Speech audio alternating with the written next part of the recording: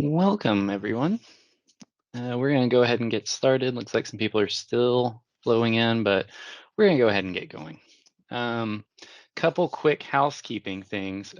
There's a huge storm rolling through right now. So there's a chance randomly I'm going to disappear part of the way through this. Hopefully not.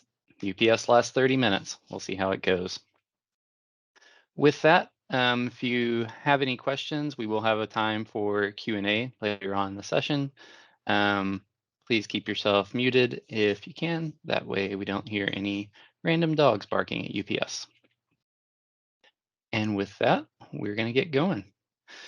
So today we're going to be talking about backup strategies for the 2020s. So this is specifically going to talk about modern problems with backups, how we got to where we are, and how we can move forward in a safe manner. Backups have become an extremely important part of everybody's ecosystem, even more so than just, oh, we lost data. The current ransomware environment, it's real rough. So we're going to talk about that current environment, the threat that's out there, the problem that threat with that environment causes. We're going to go through a history of backups, kind of how we got where we are, what's safe, air quotes, in a modern environment. Then we're going to talk about immutability. So what is immutability? How do we use immutability? How can we get immutability? And then we're going to go through several different backup solutions that I very frequently see people use, point out some problems with them, and then point out some ways we can improve those, help them, make them better. And then the high level end point for all this will be, what does my business need to do to not be that next newspaper headline? When I meet with executives at companies now, that's often the exact words they use when they talk to me. They're like, we don't want to be in the newspaper. We don't want to be the news article online. That's their main concern now. So with that, we're going to jump into it. Oh yeah, me.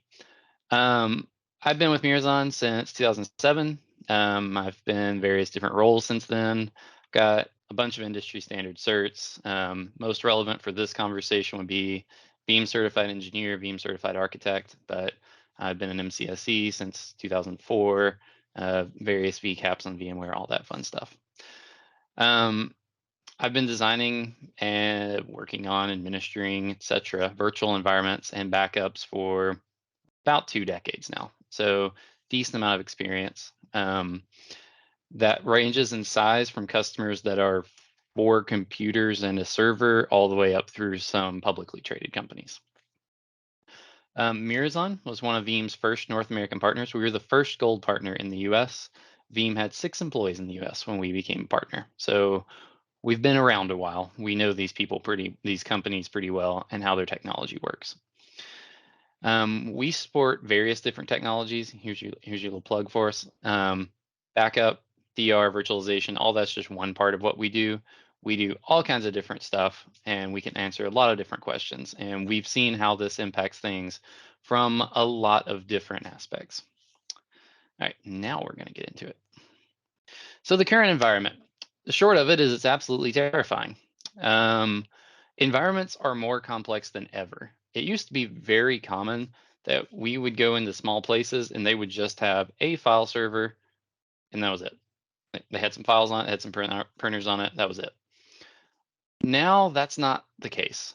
Everybody's got email somewhere. Often that's hosted offsite. More and more people are using Teams, SharePoint, all these different technologies, even in small companies. Big companies, it's crazy now. They've got multiple different SaaS hosted apps. They're all over the place.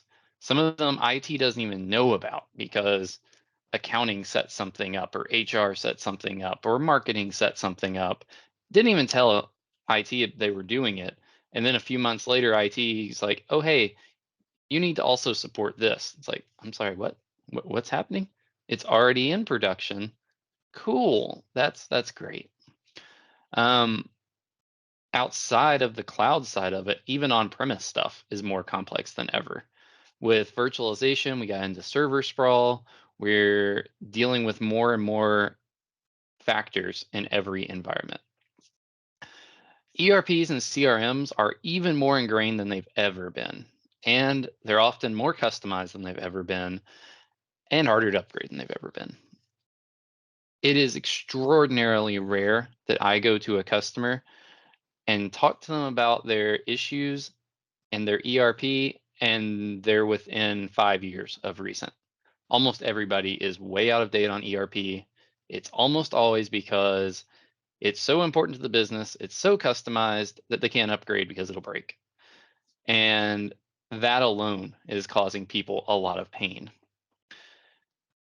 Servers themselves are more stable than ever. If you sport them a lot, you may laugh at that and say, haha, no, not at all. But if you remember, like Windows 2000, 2003, just keeping a server online, like functional, took effort. Like you would try to run Windows updates and the whole thing would blue screen. You just reboot it randomly and it would blue screen because boot.ini was broken, or heaven forbid, go back even further and autoexec.bat was broke. Um, Stuff just broke of its own accord very frequently. The servers themselves are more stable, but that also means that people don't touch them as much as they used to because they don't have to. So used to, you would run Windows updates pretty often because the server was going to crash sooner or later, one way or the other. Might as well reboot it and give it a better chance. Now things are up more and more time without having to be touched. These environmental complexities mean that there's way more effort to upgrade things and update things. When your ERP takes 15 servers and those servers are on various different operating systems doing all kinds of different stuff, it's hard to upgrade that.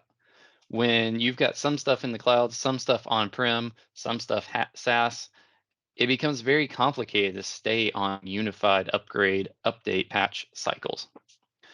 And 0 days are coming up daily. We are hearing these all the time. And if you've been following recently, the ESXi ARGs vulnerability that everybody's talking about, that's 2 years old. That was literally patched in February 2021. And if you're patched since then, it's not really a problem. But there's so many exploits popping up that it kind of becomes that dull background noise where you don't really focus on any one of them necessarily. You don't hear the actual like super important ones because every one of them is vitally important and they all have to be done. And all of that has made it a full-time job, even in small organizations, to be patching desktop servers, cloud applications, everything all the way through. And then there's also hundreds of security vendors screaming from the rooftops about how they fix all your problems, but they're all selling like 18 different products. It's like, which one fixes my problem? And the answer is some combination of all of them. So that means that the environment's more complex. It's harder to patch and upgrade the environment. There's more exploits than ever. Everything's online and connected, which means it's easier to exploit those than ever.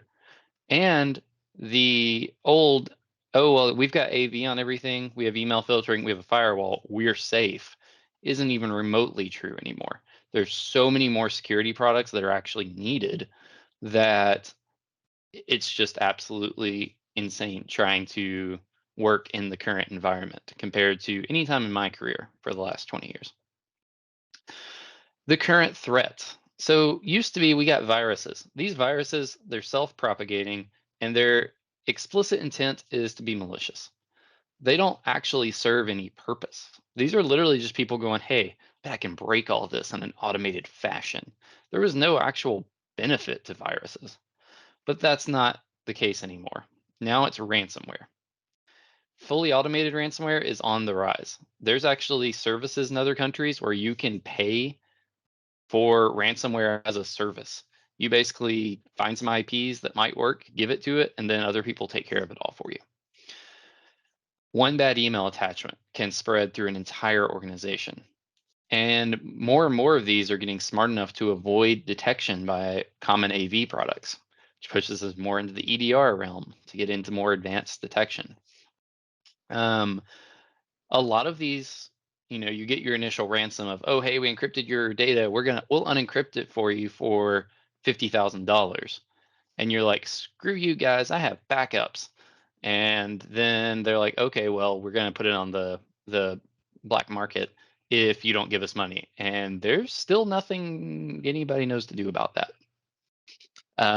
That is one problem that I have not seen any solutions to yet, the follow on blackmail. So we're going to focus on everything else. Actual malicious actors are more and more common. I personally absolutely detest the hacker's name. That got so appropriated by everybody that I absolutely hate it. But actual malicious actors, people who are smart and working in your environment explicitly to destroy stuff.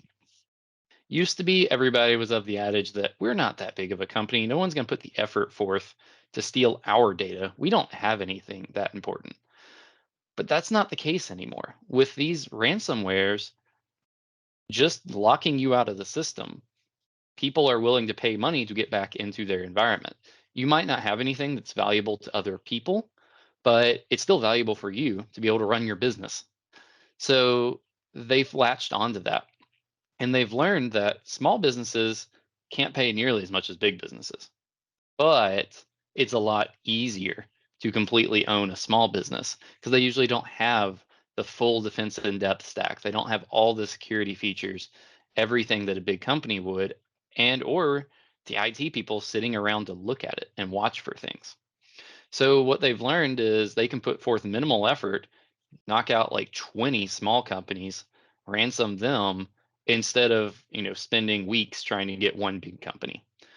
So since there's money involved and since this has become an opportunity of least effort and most money you can get, everyone is now a target. This isn't like it used to be where you legit didn't have to worry that much back in the early 2000s or 90s about people getting in and taking your stuff unless you had something of perceived value like bank stuff or financial data. But now everyone's targeted. So, as I've already mentioned, this is making it very difficult to survive fully unscathed. Um, Pretty much, we're hearing companies of all different shapes and sizes getting hit by ransomware. Sometimes it's the just somebody clicked on a file and it propagated through the environment. Some more and more often, though, we're running into malicious people actually getting in, actually finding backups, actually deleting things manually because they couldn't do it automated. Logging into the SAN and just deleting all the volumes off of it because it's faster than encrypting it. This is becoming a thing for everyone. So it's becoming more of the old, not a matter of when, but if situation, because everybody's getting targeted now. And with so many patches coming out all the time, it's harder than ever to keep up. Plus, then you have people really helping us out, like Microsoft this week releasing a patch that can cause secure boot on servers on VMware to lock the server out completely to where you can't boot it anymore. So that makes people less confident with putting patches on because this isn't the first or 10th in the last year that Microsoft screwed up. So that makes people less likely to want to patch and feel confident in it, which then creates the problem of more vulnerabilities being open.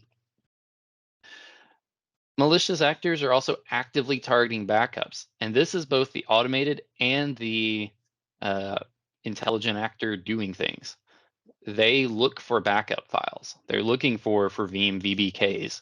They're looking for different files that they know are backup files, BAKs, all that stuff, and trying to target those first to make sure that people don't have a way back.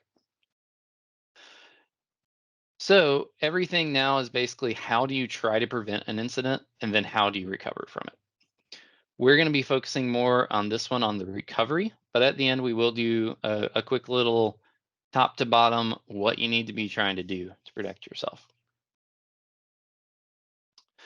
Before we get into that, a quick history of backups. Call this a lighthearted discussion. Everybody loves sitting around talking about backups. Backup started as just file copies. This was cheap. Tapes were cheapest thing to put them on.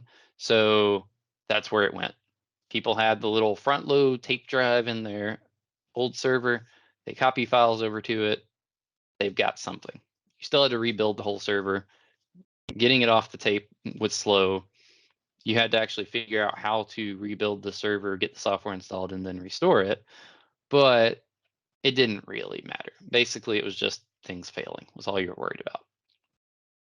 From the 90s into the 2000s, we got into image level backups. So, a full image of the operating system to where I can restore the whole thing. I don't have to just reinstall Windows and then put files back in. I can restore all of Windows, all configs, all settings, all at once. Um, this was better, but if you want to do something like restore a specific file, with a lot of systems, you still had to restore the whole image to pull that file out. You couldn't do individual file restores.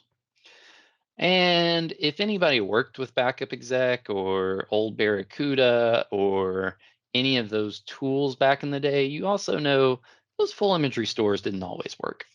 It would say it did, then you try to boot it and drive letters wouldn't quite line up, or you'd have to go into the boot data and change the path to it. It still didn't quite work right. And tapes were still the go-to solution for server backups. They were plagued with problems at the time, largely due to lack of maintenance from users. People didn't clean them, people didn't take care of them.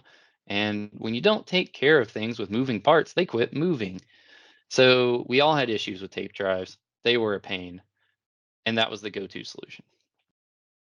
In the mid 2000s, virtualization started taking hold, the big VMware wave, followed by Microsoft throwing Hyper-V out and then kind of abandoning it, then back to Hyper-V, and then.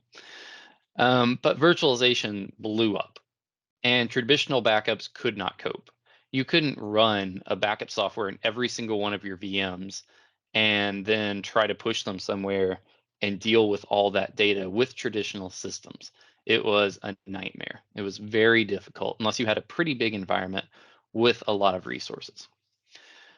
And as I mentioned, the server sprawl, even small places that had only 4 servers in like 2006, by 2009, they might have 14, 24, because all of a sudden they could spread out, and they did, which created even more backup problems. Instead of worrying about 2 or 3 servers, I was now worrying about 20 or 30 servers.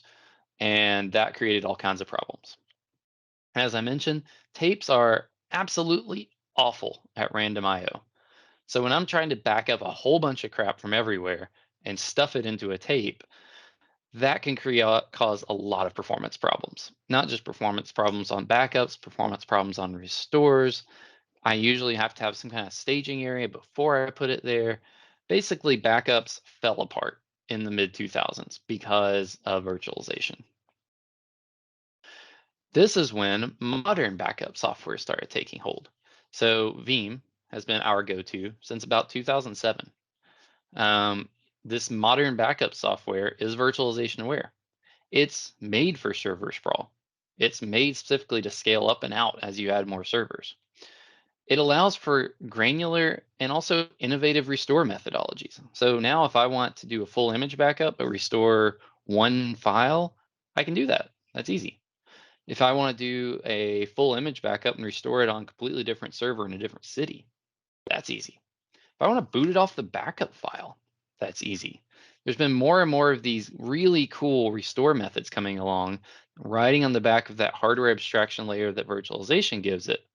But all of those have absolutely destroyed backup storage. You can't do those things on tape. You just can't. It doesn't have the random IO. So this meant we needed faster and better storage. So we started going to disk drives. Conveniently, a little bit before this is when 7200 RPM disks started becoming more common. You started being able to get nearline SAS versions. You started being able to get enterprise versions that had a little bit more reliability, a little bit more durability. For small places, USB 2 started being on servers, so you could run backups at a decent speed on something you could move off. So we started swinging more and more to hard disks, which was great. Everything was faster. It seemed to work so much better. And we had always on backups. So that means that when the CEO comes at 10:42 in the morning and goes, I just deleted a PowerPoint accidentally. I'm meeting with the board in 14 minutes. I need this back.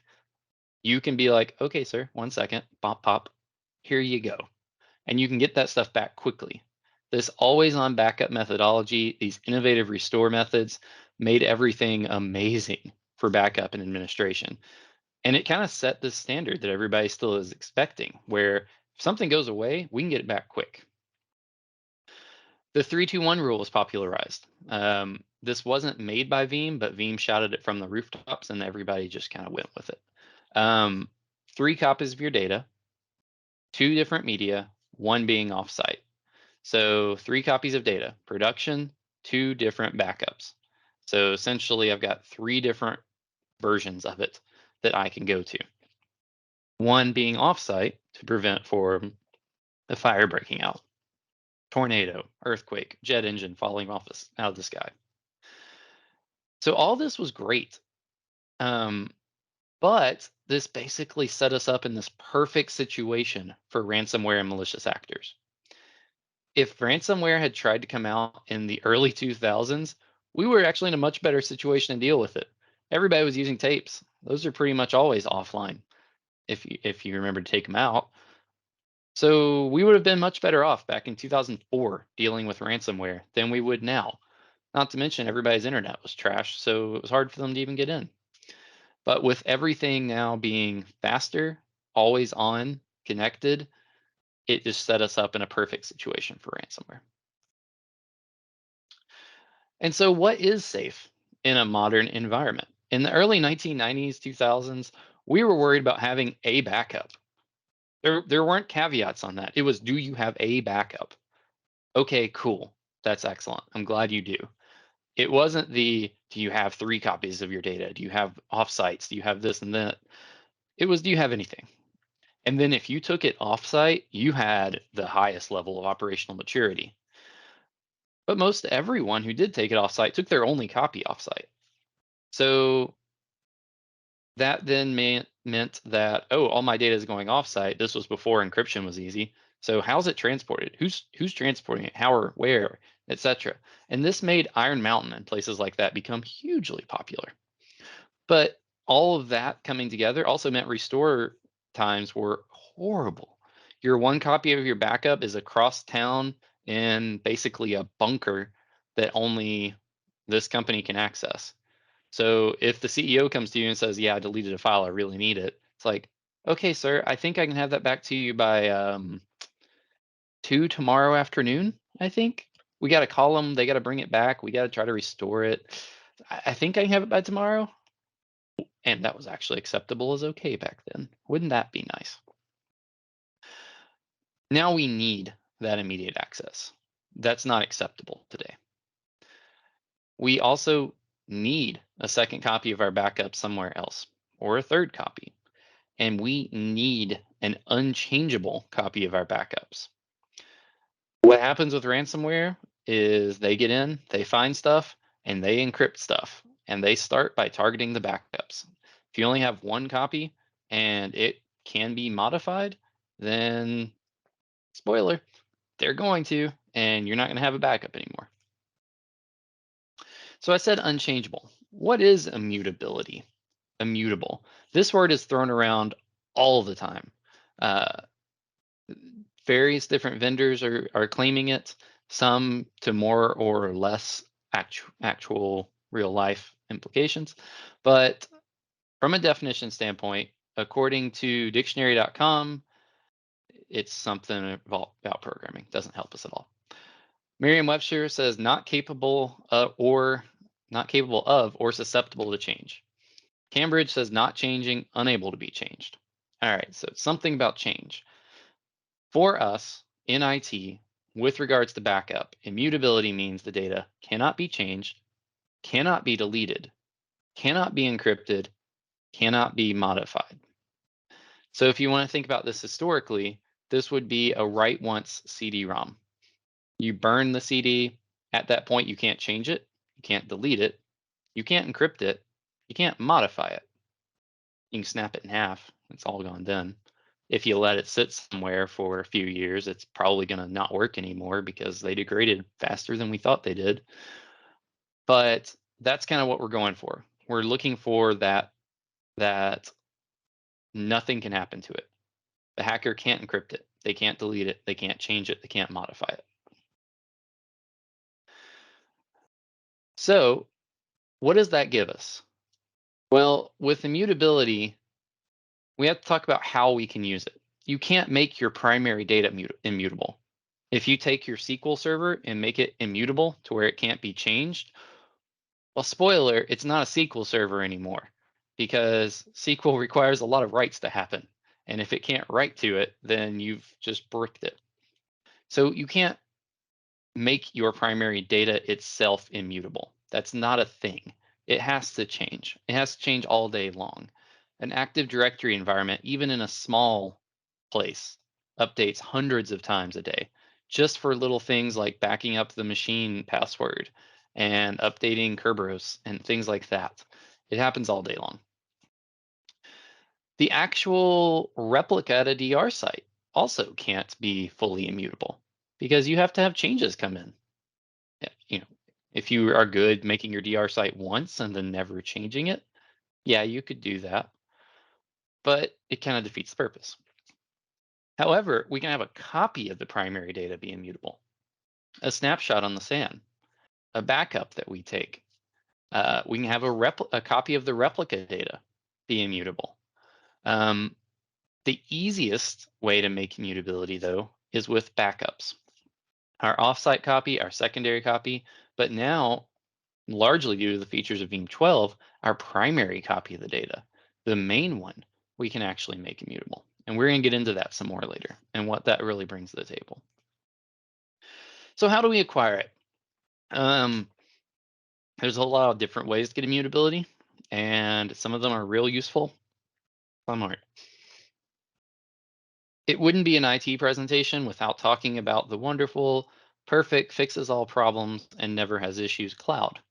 There's another outage last week from Azure. Azure offers immutability. There's variable costs. So depending on how much data you use, how much egress bandwidth you use, what type of data you use, there's extra costs. The multiple tiers refer to both performance and cost. And then it's immutable. Microsoft came out with their immutability platform for their blob quite a few months ago. I want to say over a year ago now. It's still not fully supported by much anything. Azure made their blob storage, their object storage, not follow the S3 guidelines that everyone else does. So it's made a lot of things more difficult for them. AWS offers immutability, same premise with costs, tiers, everything else, but they use the S3 protocol. They basically made it, which has immutability built in, and it has the broadest support from object-based storage. So that's cool. But those variable costs can really chafe depending on what you're doing. You could have some issues with backups, run a couple more fulls, and then your bill come back and be three times what it was the previous month. You restore a bunch of stuff and use a bunch of egress bandwidth. Your bill can go up. So that's where some third-party vendors came in, Wasabi being one of the most popular, that offer fixed costs. So they don't do egress bandwidth, they don't have multiple tiers, and it offers immutability. It uses the S3 protocol, so it has all that wonderful stuff, which is all really good.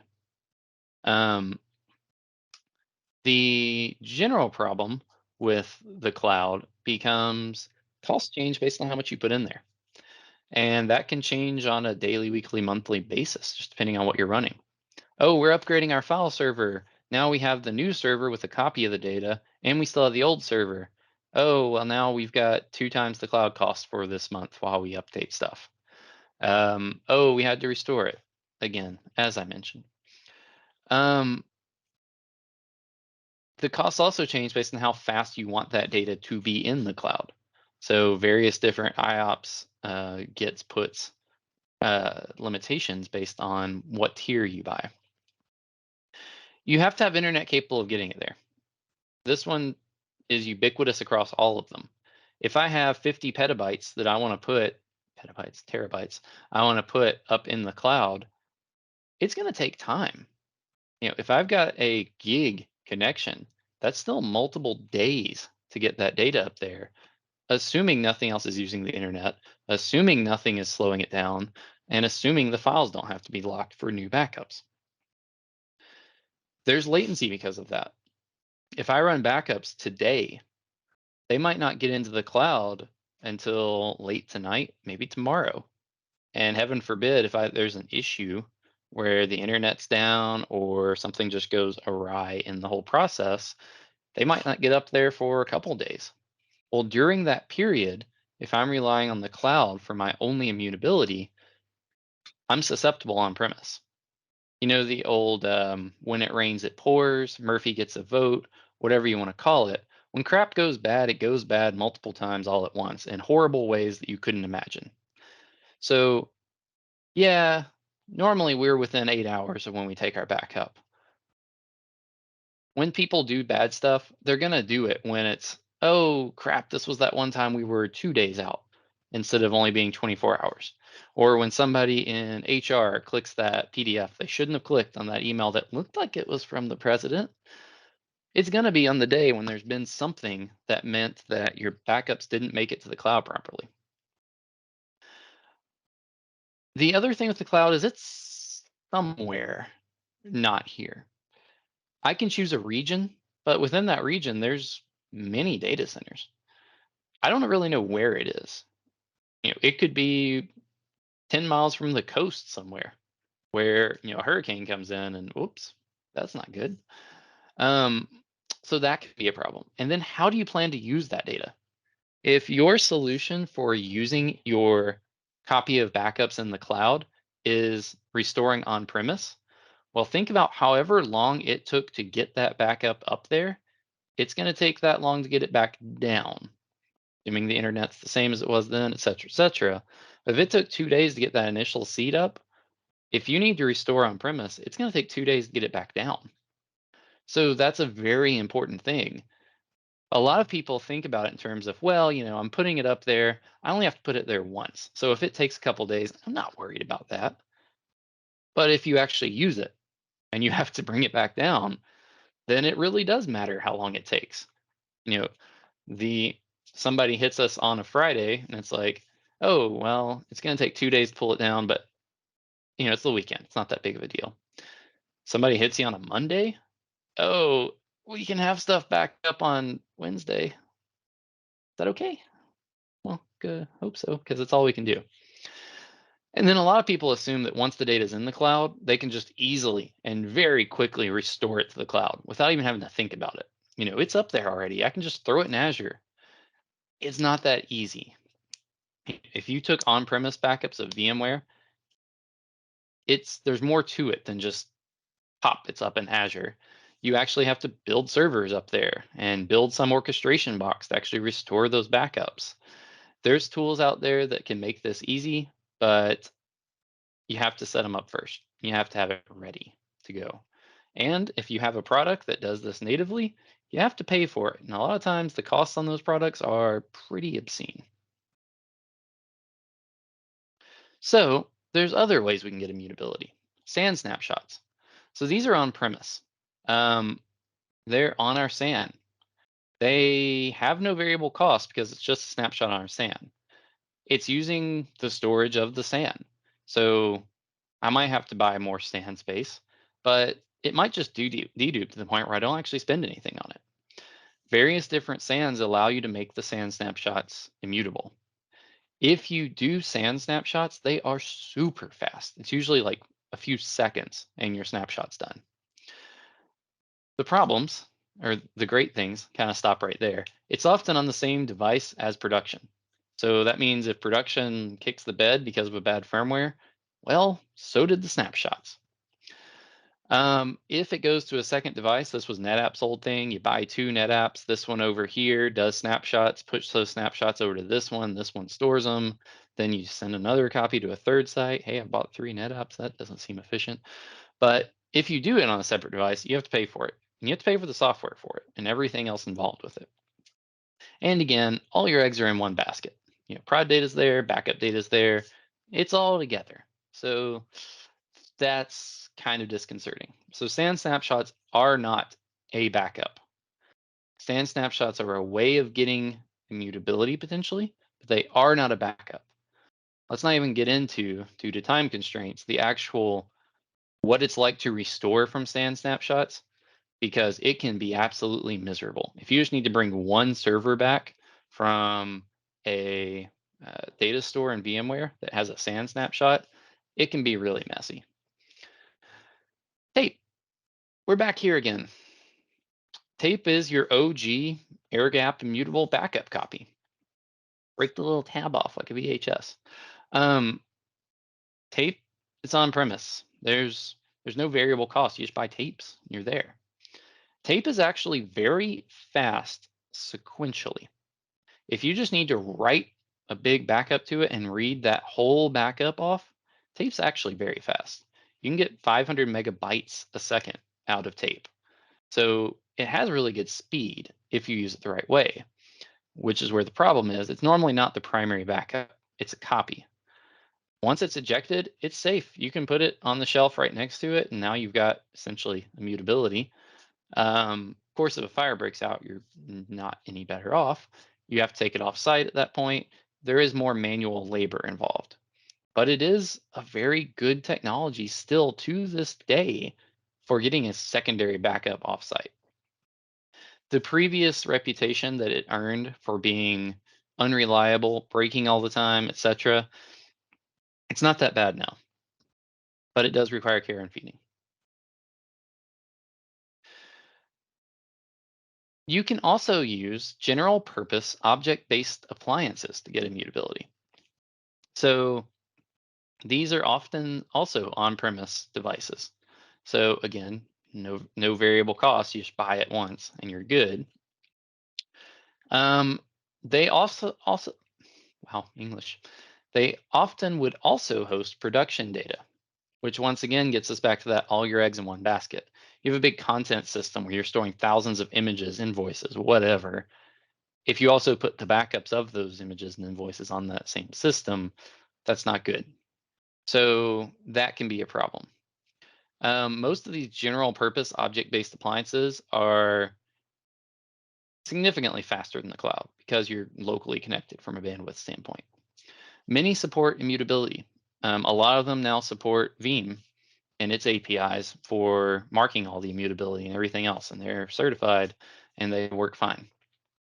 The architecture of these, though, is often very annoying. And apparently I can't count to two because I wrote three there.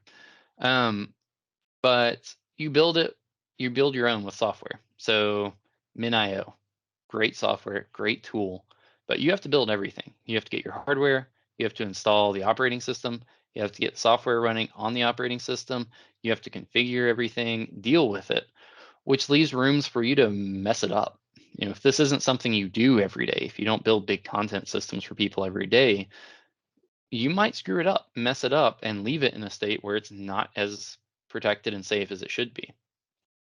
And you're fully responsible for that. You screw it up and your data gets deleted, well, you screwed it up. And these can be very complicated. Most object-based storage systems are designed to scale out and up, but mostly out. So they're made to get huge. And because of that, they can be very complicated because they're made to scale up into petabytes of storage. You can also buy commercial. So, Hitachis had a object-based content system for well over 10 years now. EMC Centera was a proprietary, but it was object-based way back then.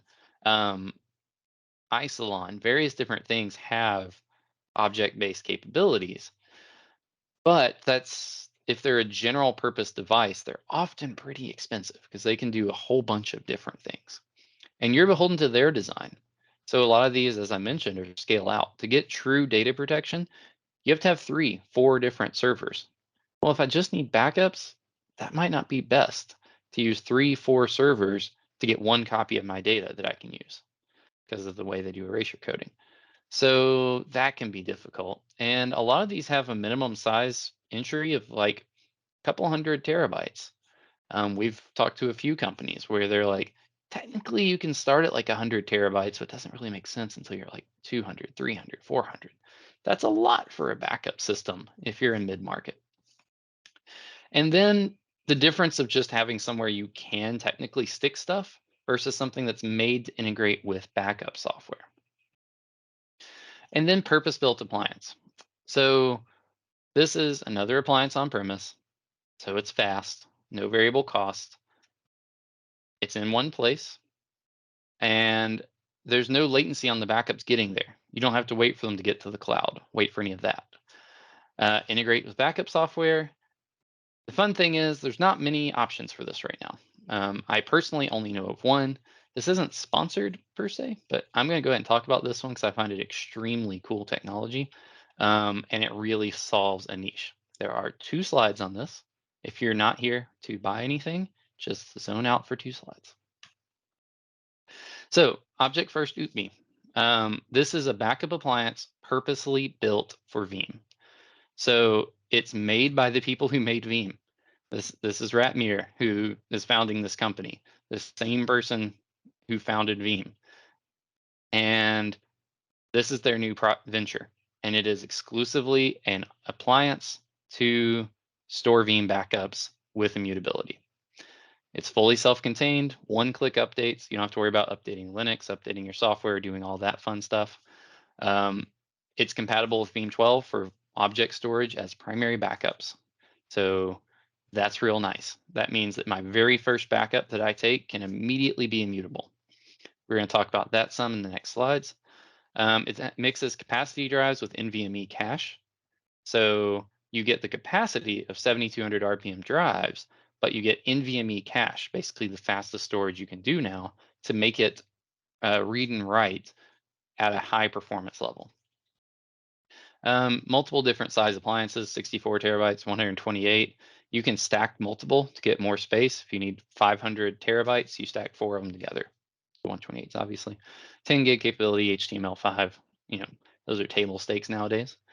But this tool provides immediate immutability. So when I take a backup, it's immutable. If I take it at 1:15 p.m. on a Thursday, that backup is immutable for however long I set it immediately. If a malicious actor gets in at 1:17 on Thursday, they can't delete it. It's protected. The only way they can access it through the S3 API, and it does not allow it to be deleted. You go into Veeam, you right click, you say delete, it says, nah, can't do it. The great thing there is you don't have to wait for it to be in the cloud. So one of the problems, as I mentioned, with cloud uploads is how long it takes. If I start uploading my data to the cloud 1:16 on Thursday, and it takes 2 days to get there, if anything happens before then, I don't have an immutable copy. If malicious actors get in then, they can encrypt my on-prem, and I don't have a usable copy yet in the cloud. So that's a problem. And this works to fix that. It's on-prem integrated, everything, so it's immediate. And it supports all backup and restore methodologies of Veeam. You can use instant on from it, file level restores, explorers, sure backup, straight to cloud. You can restore directly from this to Azure if you want. So say they completely nuke your on-premise, you can restore this back up to Azure using Veeam natively. And that's the end of that sales pitch. So what do backups look like in 2020? Well, Veeam updated its 3-2-1 rule that it took from someone else anyway, to the 3-2-1-1-0 rule. So 3 copies of backups, 2 mediums, 1 offsite, 1 air-gapped or immutable. So air-gapped would be like tape drives or rotating hard drives. Immutable being cloud or certain SAN snapshots or object first type solution. And then 0 errors after automated testing and validation. It doesn't do you much good to spend all this effort if you never test it to see if it actually works right. Use Veeam Sure Backup, then you actually know it works. And so what does that look like in practice? I'm going to walk through, I think it's 6 different examples. I'm going to go relatively quick because we're getting short on time, but examples of common environmental designs that people have, pros and cons of them. So no cloud. They have SAN snapshots and then actual backups. So snapshots in the primary SAN are marked as immutable. Cool. I've got something that can't be deleted. Assuming the malicious actor doesn't just get the login to the SAN. Some of them still let you delete it then. That would be a problem. Others make you jump through a bunch of hoops to delete them. My primary backups are going to normal disk, and then I have secondary backups going to a normal site. You'll notice I do not count SAN snapshots as backups, never ever under any circumstance, because it's still in one appliance. If I have a NetApp and I snapshot it, it's still in that NetApp. Even if I copy it to another NetApp, it's still the NetApp ecosystem. If they have one bad firmware, both copies are gone. SAN snapshots are not a backup, but they can be an immutable copy of data. So in this case, primary backups go into normal disk, secondary backups go into a second site. No change in costs. I know what my costs are. Instant and recent immutability. Those SAN snapshots are super quick. My primary backups being local to disks are fast, and both backup copies support all restore methodologies. I can do instant on from the secondary backups. I can do file levels from those. The cons, if you've ever dealt with SAN snapshots and done anything less than a full volume rollback, they're real annoying. They come up as the same data store, but with a different GUID and VMware. You have to go find all your VMXs and remount them. Heaven forbid you want to pull one file out of one server. Then you have to go find the VMDK, try to mount that to another server, find the files you want, hope they were in a good state when it went down. It's not great. But if you're rolling the whole volume back, they're pretty nice. Survivability can be a problem. I mean, if I put my primary backups in the same rack as my primary storage, and then the secondary copy is in that same rack as well, one water leak and all copies are gone. If I put it on the other side of the building, well, if a tornado comes through, might lose both copies of it.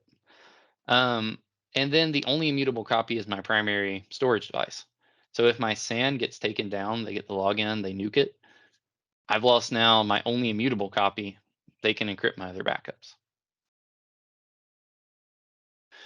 The second option, tapes.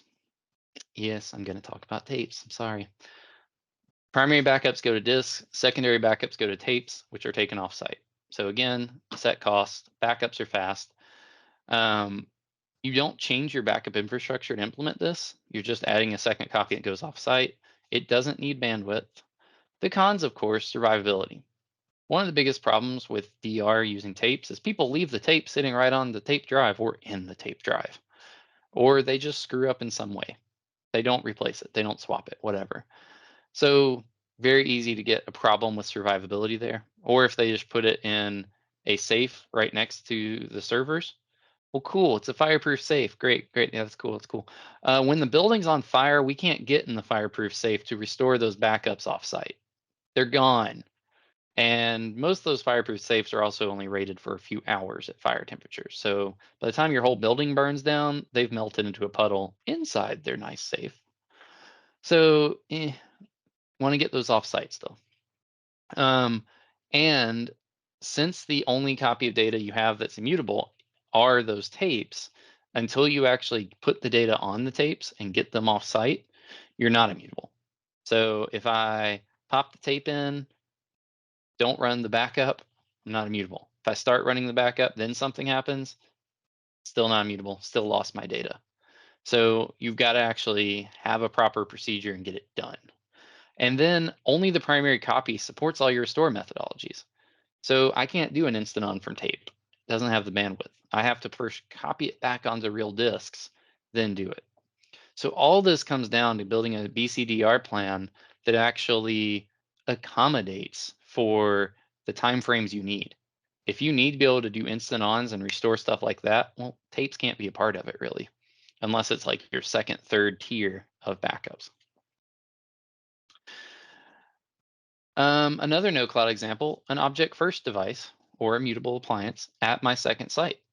So my primary backups go to normal disks. My secondary backups go to the DR site, which could be just another business office, or it could be a data center, onto something like object first with immutability. So at this point, again, all the same stuff, no variable costs, primary backups are fast, et cetera, et cetera. But I've now got immutability on my secondary copy. As with before, I need bandwidth to that second site. And well, not before, now I need bandwidth to that second site. And I could lose data since the immutability doesn't happen until it lands at that second site. So I could just use this as a second copy, but I still have that immutability gap. So swap it around. Put the object first back at the main site. Did that go the wrong way? Oh no, I just didn't update proper. So primary backups go to object first. As soon as I take the backups, they're immutable. Secondary backups go to DR site. So again, this could just be another business office. It doesn't take much. This is a 2U box and it's pretty quiet when it's running. So I can stuff it in a closet somewhere and get another copy. Pros, so again, no variable changes. The most recent backup, which is the one most people use, I don't remember the statistics because all statistics are made up, so let's say 90% of all restores come from the most recent copy. Now my most recent copy is my most protected copy. Again, I can do all my restores. If I want to do an instant on from my immutable copy, I can. I can't do that as easily with cloud-based immutable copies. Those copies are going to be limited by my bandwidth and my latency. If you try to instant on a SQL server from AWS S3, when you've got like 30 milliseconds of latency to your ESX host, it's gonna be a bad day. Cons, again, survivability where you put it, and you need bandwidth. You could also have two object firsts, and that was apparently, oh yeah, there we are. So you could also have two of them, primary and secondary copy, both immutable. This now means that both copies, if the first building does get hit by a tornado, the second building that has one still has an immutable copy that can't be screwed up. So I've still got protection even after my first tier disaster. And that's what a lot of BCDR planning comes down to, is how much disaster you're accommodating for. So let's mix the cloud in. So I have a primary backup going to normal disk, and a secondary backup goes to a cloud provider with immutability. Primary backups are fast, they support all the restore methodologies. Secondary backups are off-site somewhere and support immutability. All that's great. I do have variable costs now. Restore times from the cloud can be extremely variable. And my secondary backup copy, how quickly my recovery time objective and recovery point objective are with regards to that might be limited by my bandwidth and then what resources I'm actually restoring that to. I can have an immutability gap between the initial backup and when they get to the cloud. I've said this like 6 times, but this is an extremely important point to take home, is that just putting a copy in the cloud, you're not protected from encryption or ransomware until that copy fully gets there and stays there. And even then, you've got to protect all of your account information very thoroughly up there to make sure they don't do a workaround to try to get everything deleted. And again, secondary backup and restore methodologies might be limited. If I've just got this hanging out in the cloud, trying to instant on from it might be difficult. Okay. Another cloud example, my first backup goes to object first. So I've got immutability on premise with my immediate backup. And then my secondary backup goes to a cloud provider with immutability. My primary backups are fast. My primary backup supports all the restores and is immutable. The secondary backups are offsite and also support immutability. Now I've got 2 different copies of my data that can't be encrypted, can't be deleted. What does this really protect me from? Some malicious actor truly dominating your environment and or also coming in with a sledgehammer and smashing stuff because you fired them. The cons, of course, is you can technically have a gap between your primary backup and your destination because it'll have to upload. So you can still have some latency there for how frequent or how recent what the most recent backup in the cloud is. And then your secondary backup restore methodologies might also be limited. So can you instant on again from the cloud? And then 3 would be object first at the main site, a secondary backup going to another location on premise, and then a third copy going to the cloud. So now we really start stacking up our survivability methods. It's not that hard to get storage now. It's not that expensive. So this allows you to have multiple copies that are on premises, hopefully, um, that support all those backup and restore methodologies, have high-speed connectivity, are available. Your immediate primary backups can still be immutable.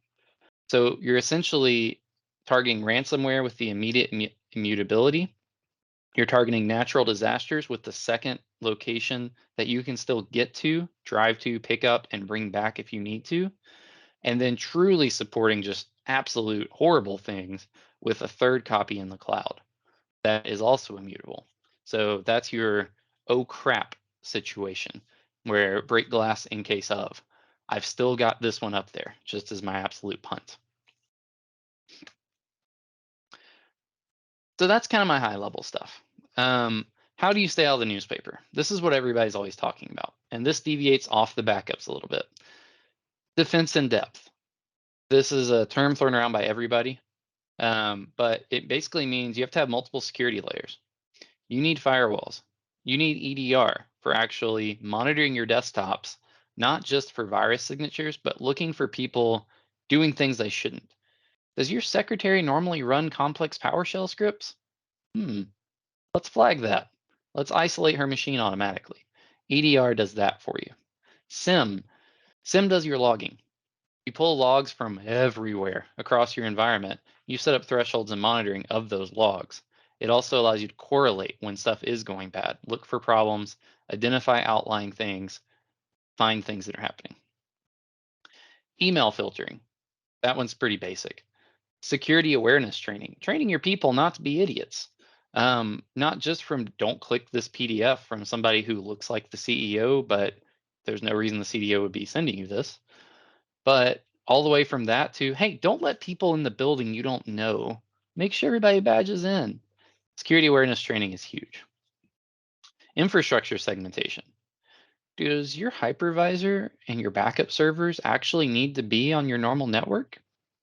9 times out of 10, no. You can stuff them off in their own isolated VLAN with ACLs in between. Keep everything separate. Patch, patch, patch, patch, patch, patch. And before you patch, make sure you have good backups because more and more patches in the rush to take care of 0 days are breaking crap. So backups are even more important the more you patch to hopefully keep from having to use your backups. It's a vicious cycle we're in. Stay on supported version of software. This is huge. If you're running 2008 R2, you're not getting a lot of security updates right now. You're not getting a lot of vulnerabilities protected from a lot of vulnerabilities. This is a big thing. If your ERP is 15 years old running on an I series that has a bunch of Windows 2008 servers in front of it, that's a problem. Have a multi-tiered BCDR solution. Have multiple copies of your data, have multiple different restore methodologies laid out and planned for. Sometimes VMware HA is all you need for an issue. If a host fails, HA takes care of you. If the whole site goes away, well, we need DR. If somebody deletes a server in VMware accidentally, which is more common than you would think, I need to be able to restore that one server quickly and easily. I have to have immutability somehow, air gapped, immutable, something. That is a non-starter now. With as bad as security or ransomware problems are, you just got to be able to have a copy of your data you know isn't changed. And something has to be offsite. And then for the love of all that's holy, check that this stuff is working. Does not do you any good to run backups every single day diligently 4 times a day, and then when you go to restore, go, oh, we didn't back that server up. Or, oh, it won't boot. Oh, crap, we missed that little partition at the beginning. Oh, we didn't back up the app server. We only backed up the web server and the SQL server. If you do basic testing or use Veeam Sure Backup, you'll find all this out ahead of time instead of having to go to somebody and be like, yeah, sorry, screwed up. So we can help. Here's my little 1 slide pitch about us. We have a lot we can do to help you with all this. BCDR assessments. So where are you currently in BCDR? What's covered? What isn't covered? Documentation. Everyone absolutely detests writing this documentation. Not gonna lie, so do I. But if you pay me, I'll do it. So we'll write your DR plan. We'll write the run book that actually tells you what you do when stuff blows up. We will have to get a lot of this information from you. We will have to have conversations, but we will put pen to pencil to paper, except for it'll be digital. But anyway, for you. We do everything Veeam. Initial installs, upgrades, automated backup testing. We can do manual testing for you. We can set it up to do it automatic. And then we can also do DR testing for you. DR testing does not have to take production down. We can help with all that. And then Object First, the industry's only on-premise backup appliance made for Veeam as a backup, a primary backup that supports immutability. This is a huge thing with the modern environment, and it's very important. And so, thank you for attending. If anybody has any questions, feel free to hang out. We went just slightly over, but we also started late, so I'm going to call it a wash. If you have any global questions, you can ask them now. If you have anything specific, feel free to follow up with me or an account manager later, and we can have a private conversation if you are worried your question will make you sound dumb.